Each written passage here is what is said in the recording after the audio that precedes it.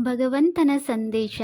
ತೊಂದರೆ ಬಂದಾಗ ಪ್ರಾಮಾಣಿಕವಾಗಿರಿ, ಹಣ ಬಂದರೆ ಸರಳವಾಗಿರಿ, ಹಕ್ಕನ್ನು ಪಡೆದ ನಂತರ ವಿನಯವಾಗಿರಿ, ನೀವು ಕೋಪಗೊಂಡಾಗ ಶಾಂತವಾಗಿರಿ. ಇದನ್ನೇ ಜೀವನ ನಿರ್ವಹಣೆ ಎಂದು ಕರೆಯಲಾಗುತ್ತದೆ.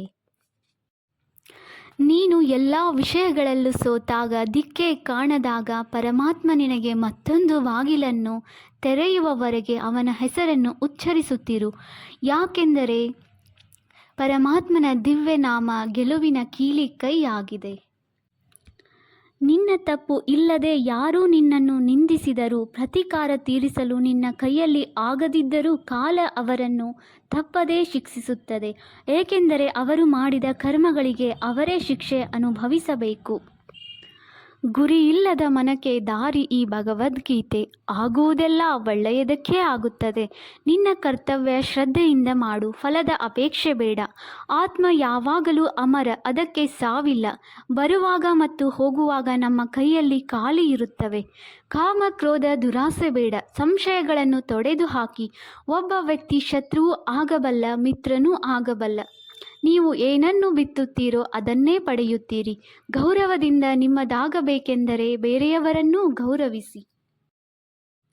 ನಮ್ಮ ಬದುಕೇ ಒಂದು ಹೋರಾಟ. ಈ ಹೋರಾಟದಲ್ಲಿ ನಾವು ಮಾಡುವ ಕಾರ್ಯವನ್ನು ನಾವು ಪ್ರಾಮಾಣಿಕವಾಗಿ ಮಾಡಬೇಕು.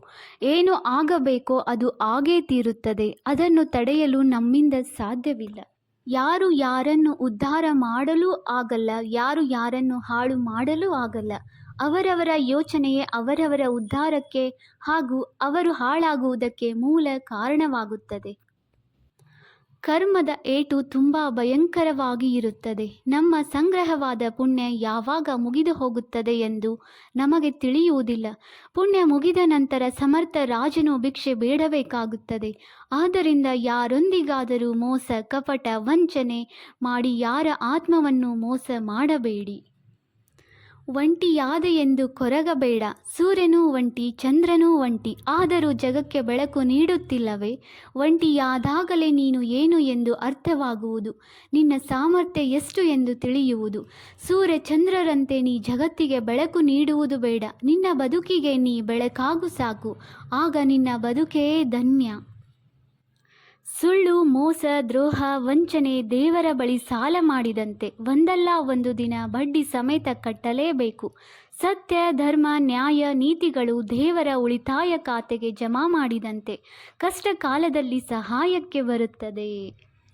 ಹೃದಯ ಅತ್ಯಂತ ಫಲವತ್ತಾದ ಜಾಗ. ಅಲ್ಲಿ ನೀವು ಪ್ರೇಮ, ದ್ವೇಷ, ಮತ್ಸರ, ಸೌಹಾರ್ದ, ದಯೆ ಏನನ್ನೇ ಬಿತ್ತಿದರೂ ಸೊಂಪಾಗಿ ಬೆಳೆಯುತ್ತದೆ.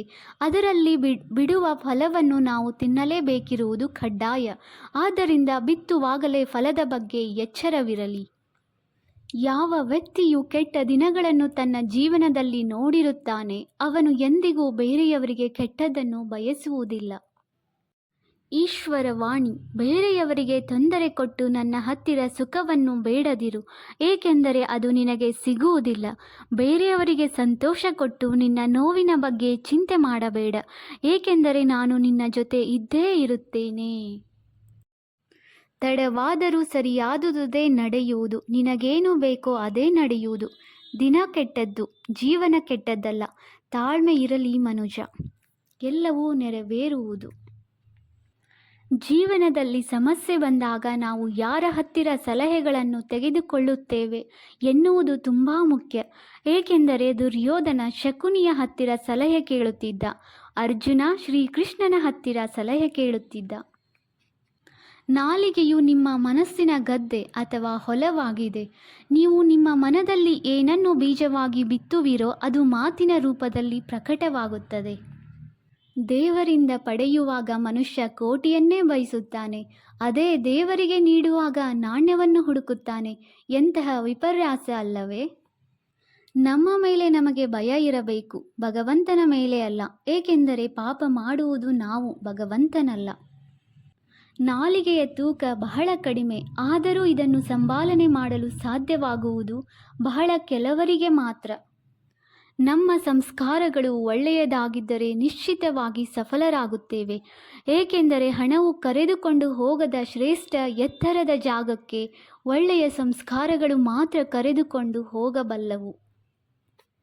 ಸೇಡಿನ ಮನೋಭಾವದ ಆನಂದ 4 ದಿನಗಳಿದ್ದರೆ ಕ್ಷಮಾಗುಣದ ಆನಂದ ಜೀವನ ಪೂರ್ತಿ ಇರುತ್ತದೆ. ಮೋಸ ಮಾಡಿ ಗೆದ್ದವರು ಉದ್ಧಾರ ಆಗಿದ್ದು ಚರಿತ್ರೆಯಲ್ಲೇ ಇಲ್ಲ. ನ್ಯಾಯದಿಂದ ನಡೆದವರು ಕೊನೆಯಲ್ಲಿ ಸೋತಿದ್ದು ಇತಿಹಾಸದಲ್ಲೇ ಇಲ್ಲ. ಉತ್ತಮ ಕೆಲಸಗಳೇ ನಮ್ಮ ಆಯುಧಗಳು. ಧನ್ಯವಾದಗಳು. ಈ ವಿಡಿಯೋ ನಿಮಗೆ ಇಷ್ಟವಾದಲ್ಲಿ ಪ್ಲೀಸ್ ನಮ್ಮ ಚಾನಲ್ಗೆ ಸಬ್ಸ್ಕ್ರೈಬ್ ಮಾಡಿ. ಯಾರ ವರ್ತಮಾನವು ಸತ್ಯ ಆಧ್ಯಾತ್ಮಿಕ ಸಾಧನೆಯಲ್ಲಿ ಶ್ರಮಿಸುವುದೋ ಅವರ ಜನ್ಮ ಜನ್ಮಾಂತರದ ಭವಿಷ್ಯ ಉಜ್ವಲವಾಗಿರುತ್ತದೆ.